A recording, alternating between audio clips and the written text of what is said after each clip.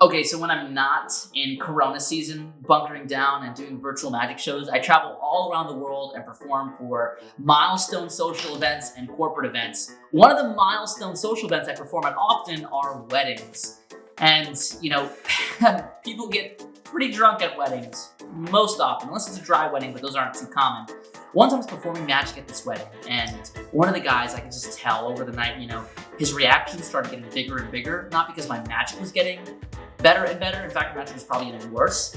He was just getting freaking plastered. I was like, this is the guy.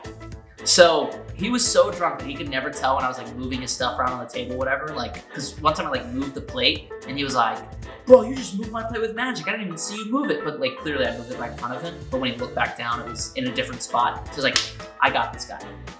I had 2 decks of cards. So I put one of the decks of cards inside of his pocket. Literally, by the way, I didn't do it with some crazy magician tactic. I literally just openly slid it in his pocket. I'm pretty sure I was probably even like, hey dude, move your arm so I can get these cards in your pocket. And so he willingly let me put them in there. So drunk he didn't even notice, which is awesome.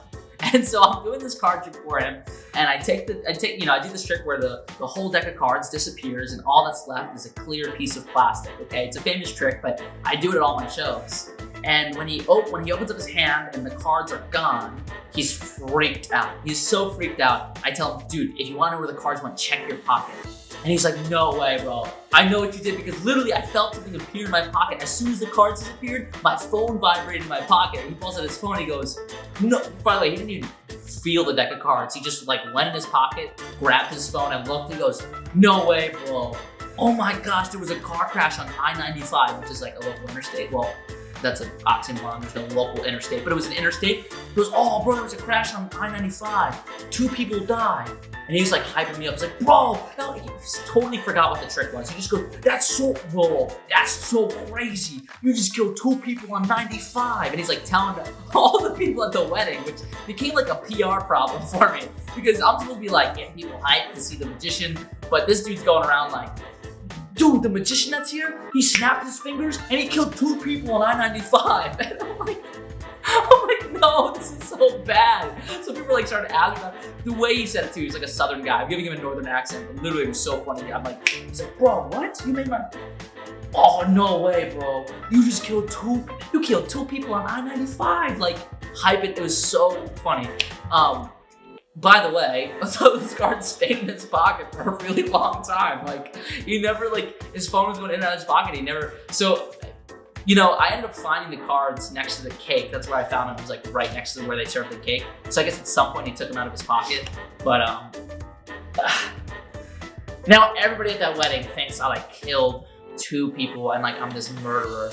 But I think people knew he was drunk. They were hyping me up, and it was kind of cool because I joked with people and they're like, dude, your magic's so awesome. I heard you killed people. And just played it off that's me. Okay, so here's a takeaway from this story. Yes, I'm known as a murderous magician who can snap his fingers and cause car crashes to happen in an instant. I should probably stop snapping. People are dying every time. It's saying the word Voldemort. Anyway, so here's the tip that came out of that story for me is this guy was spreading, even though people think, obviously he was drunk, so nobody really believed it, but he was saying bad things about me technically.